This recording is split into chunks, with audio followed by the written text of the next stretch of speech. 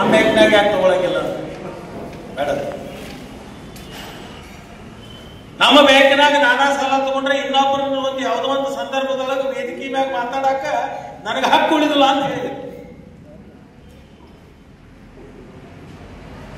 7,000 ಕೋಟಿ ಸಾರ್ವಜನಿಕರ ದುಡ್ಡು ಅಲ್ಲಿ ಇವತ್ತು ಡಿಪಾಸಿಟ್ ಇದೆ. ನಿಮಗೆಲ್ಲ ಗೊತ್ತಿರಬಹುದು, 2008 ಒಳಗ ನಮ್ಮ ಕ್ಷೇತ್ರದ ಜನರ ಆಶೀರ್ವಾದದಿಂದ ಭಗವಂತನ ಧೈರ್ಯದಿಂದ ಸಹಕಾರಿ ಸಚಿವನಾದಂತ ಸಂದರ್ಭದೊಳಗ ಒಂದು ರೈತ ಕುಲದೊಳಗೆ ಹುಟ್ಟಿನಿ, ಈ ಕುಲಕ್ಕೆ ಏನಾದ್ರೂ ಮಾಡಬೇಕು ಅಂತ ತಿಳ್ಕೊಂಡು 12% ಬಡ್ಡಿ ದರದಲ್ಲಿ ಏನು ಸಾಲ ಕೊಡ್ತಿದ್ದಲ್ಲ, ಇವತ್ತಿನ ದಿವಸ 0 ಬಡ್ಡಿ ದರದಲ್ಲಿ ಸಾಲ ಸಿಗತಕ್ಕಂತ ವ್ಯವಸ್ಥೆ ಆಗಿದ್ರೆ ಲಕ್ಷ್ಮಣ ಸವದಿ ಒಬ್ಬ ರೈತ ಮಗನಾಗಿ ಒಬ್ಬ ನಾವು ಬಂದಿರೋದು ಯಾರು ವಿರೋಧ ಯಾರು ಪರ ಅಂತಲ್ಲ. ಕುಲಗುಡಿ ಅವರ ವಿರುದ್ಧ ಅಥವಾ ಇವರು ಪರ ಅಂತ ಹೇಳಿ ನಾವು ಬಂದಿಲ್ಲ. ನಾವು ಬಂದಿರೋದು ಈ ಜಿಲ್ಲೆಯಲ್ಲಿರ್ತಕ್ಕಂಥ ನಮ್ಮ ಕೃಷಿಕರು, ನಮ್ಮ ರೈತರು, ಸಹಕಾರಿ ಚಳವಳಿ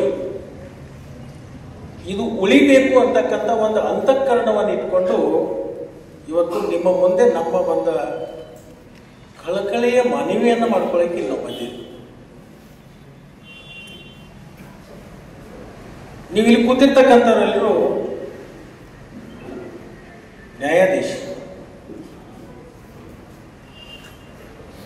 ನಾವೆಲ್ಲರೂ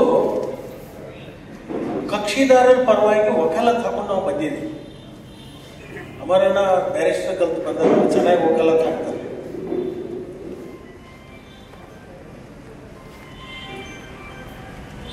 ನಮ್ಮ ಕಕ್ಷಿದಾರ ಯಾರು? ಬಸಣ್ಣ ಆಸೆ. ಇನ್ನೊಬ್ಬ ಕಕ್ಷಿದಾರ ಇದ್ದಾರೆ, ಅವ್ರ ಪರವಾಗಿನೂ ಕೆಲವೊಂದು ವಕೀಲರು ಬರ್ತಾರೆ. ಅವ್ರು ಬಂದೇನು ಹೇಳ್ತಾರೋ, ನಮ್ಮ ಕಕ್ಷಿದಾರ ಬಹಳ ಒಳ್ಳೆಯವಿದ್ದಾರೆ, ಯಾರಿಗೂ ಕೆಟ್ಟ ಮಾತಾಡಂಗಿಲ್ಲ, ಕಪ್ಪುಗಾರ ಇರ್ತಾನೋ, ನಾವು ಹೇಳಿದರೆ ಸಹಿ ಮಾಡ್ತಾನೋ, ಬಿಟ್ಟಕ್ಕನ್ನಂಗಿಲ್ಲ, ಏನ್ ಬರ್ತೈತಿ ಓದಂಗಿಲ್ಲ ಅಂತ ಸ್ವಲ್ಪ ಏನ್ ಬರೀತಾರೋ ಅದಕ್ಕೆ ಸಹಿ ಮಾಡ್ತಾರ, ಅಷ್ಟು ಒಳ್ಳೆ ಹೋದಾಗ ಅವನು ಇನ್ನೊಂದ್ಸಲ ಆರಿಸಿಕೊಡ್ರಿ ಅಂತ ಅವ್ರ ಪರವಾಗಿ ವಕೀಲರು ಬರ್ತಾರೆ. ಅದಾಗಬಾರ್ದು, ಮುಂದೆ ನ್ಯಾಯ ಸಿಗಬೇಕು. ಈ ಜಿಲ್ಲೆಯಲ್ಲಿರ್ತಕ್ಕಂಥ ಜಿಲ್ಲಾ ಮಧ್ಯವರ್ತಿ ಬ್ಯಾಂಕ್ ಅದು ಉಳಿಬೇಕು, ಬೆಳಿಬೇಕು. ನಮ್ಮ ಜಿಲ್ಲೆಯಲ್ಲಿರ್ತಕ್ಕಂಥ ರೈತರ ಜೀವನಾಡಿಯಾಗಿರ್ತಕ್ಕಂಥ ಜಿಲ್ಲಾ ಮಧ್ಯವರ್ತಿ ಬ್ಯಾಂಕ್ ಅನ್ನ ಉಳಿಸೋಗೋಸ್ಕರ ಇವರ ಪರವಾಗಿ ನಾವು ವಕಾಲತ್ ಹಾಕೊಂಡು ನಿಮ್ಮ ಮುಂದೆ ನ್ಯಾಯವನ್ನ ಕೇಳಿಕ್ಕೆ ನಾವು ಬಂದಿದ್ದೀವಿ. ಅವ್ರ ವಕೀಲರು ಬಂದು ಅವ್ರ ಪರವಾಗಿ ಹೇಳ್ತಾರೋ, ನಮ್ಗೆ ಬಂದು ನಾವು ಒಂಥರ ವಕೀಲರೇ. ಕೊನೆಗೆ